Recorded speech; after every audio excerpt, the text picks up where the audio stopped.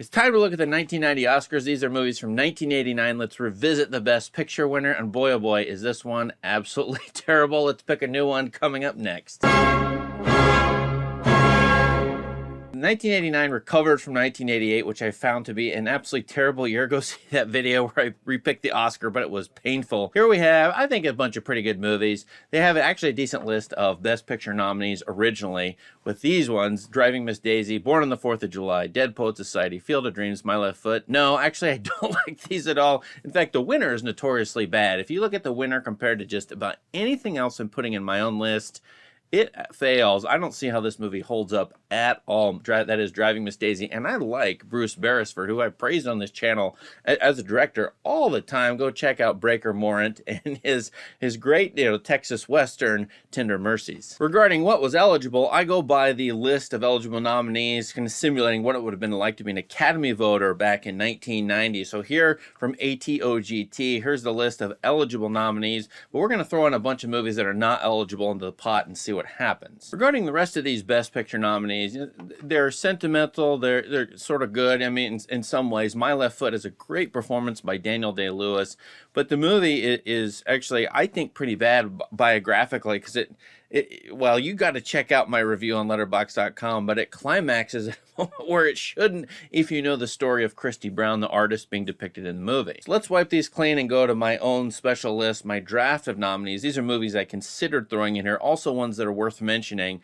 And in that worth mentioning list, these are totally my preferences. In fact, I don't really even like Field of Dreams that much, but there it sits. You got to watch Leningrad Cowboys Go America, a very fun movie by Finnish director Aki Kaurismäki. I think pretty much anybody watching this channel will kind of like that movie at least. Soderbergh's Sex, Lies, and Videotape, that one won the Palme d'Or from the Cannes Film Festival, but I don't love it as much as most people do, so it's down there and worth mentioning. Up there in the draft of nominees, I kept several that were in the Best Director, Best Picture category. Born on the 4th of July by Oliver Stone, pretty good in a lot of ways, or very good Vietnam protest movie. Crimes and Misdemeanors, I think, is one of Woody Allen's best. That means it's definitely going to be in the Best Picture nominees for me. Regarding the not eligible ones, Kiki's Delivery Service, the Studio Ghibli movies by Miyazaki weren't, for whatever reason, debuting in America and weren't eligible. I don't know why, but I think that movie is pretty good, very good in a lot of ways. And then Michael Haneke's The Seventh Continent. I love this movie. I think it's an amazing movie, and it's his debut. In fact, there are a lot of debuts in this year, and actually they're in the list. Cameron Crowe, Michael Moore, in the list, Jane Campion, and the list goes on. There's like 10, 15 Paul Greengrass, famous directors who debuted in 1989. It's a really interesting coincidence. Now, the special mention here goes to The Decalogue. This is Krzysztof Kieslowski's great 10-part TV series, debuting in Poland on TV, but pretty quickly getting picked up in the United States, being taught by Roger Ebert. I think it was beloved by Stanley Kubrick.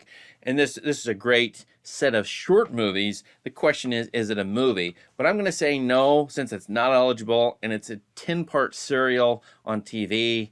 I have to kick it out, but if this qualified as a movie, in my opinion, I would pick it probably as the Best Picture winner. I say probably because there's another really super strong contender here. Let's get to it. My list of nominees, the 5 pictures I would pick as Best Picture nominees. I guess I must be in a schmaltzy mood in a way. Say Anything, Cameron Crowe's great teenage comedy drama. I watched it 15 times. I think every frame of it, every note of it is really good. It's a really rich movie upon rewatching, and it's rewarded me many times that way. So I put it here, although it's the weakest of these, in my opinion, because there's a lot of movies that could be slotted in here in that slot. Roger and Me, really? Michael Moore? Yeah, I love the editing in this. I think this is a masterful editing clinic. Well, the ethics of this movie bother me to an extent. Michael Moore, if he's good at anything, he's good at muckraking, and he's really, really good at editing, and making you care about his narrative, which in a way is slippery. But I put it here because I really like it a lot, just the technique of this movie, of this documentary, that is. When Harry Met Sally, Rob Reiner is on fire in the 1980s with Spinal Tap, Princess Bride, Stand By Me in this movie, which I think is one of the great romantic comedies ever. It is really, really well done in every single way possible. I got to give it honor here. And also, we get 2 movies with ellipses in the title. But my final 2, we get rid of the Decalogue, we get rid of the Seventh Continent. So we have these 2, Crimes and Misdemeanors and Do the Right Thing. Strangely, and look at these in the list of nominees. Every single one of these is about ethics, in particular being honest. Roger and Me, Michael Moore can't get honesty out of the CEO and say anything. That's literally about being honest with people or deceiving them. When Harry Met Sally, exactly the same. Marry your friend or love your friend because you can be completely honest with that person. This is a weird ethical, zeitgeist coincidence. Maybe it's synchronicity showing up here. Do the Right Thing, it's about ethics. Crimes and Misdemeanor, totally about ethics. How people behave, what the right way to behave is, what a good moral system is, where a moral system comes from. All these questions come up in all of these movies. Now, Woody Allen's movie is fantastic in a lot of ways. I love it. I think he succeeded at sort of putting his own sort of, sad sack character with one of these other characters, doing a Dostoevsky Chekhov thing with this movie, and it's really good. But the choice of Best Picture has to be. And the Oscar goes to...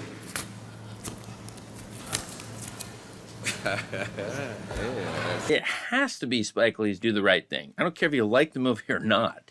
This movie is so different.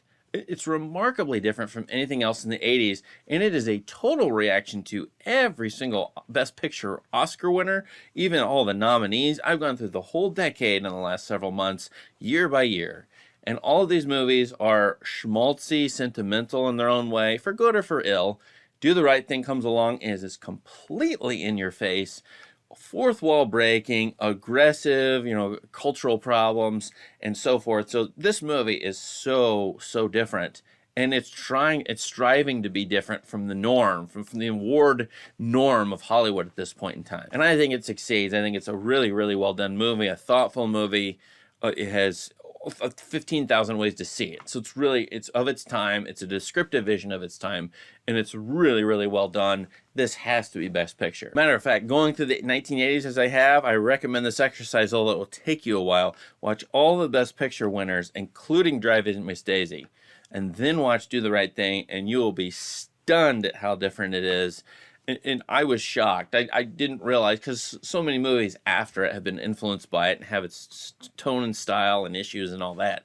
But this movie at this time is quite different. So it's a good exercise to do. Watch Ordinary People, Out of Africa, and all those movies that won Best Picture, and then this one. And that means to me, Driving Miss Daisy is, I'm sorry to say it, it's not a good movie, and it does not deserve Best Picture. I have no earthly idea what they were doing picking this movie above all these very good movies. I mean, you look at Harry Met Sally, I don't see who could say that movie is worse than Driving Miss Daisy, quite honestly, and even Born on the 4th of July and so on and so forth. So it must have been like the way it presented cultural and race issues at this time, but in a nice, soft way.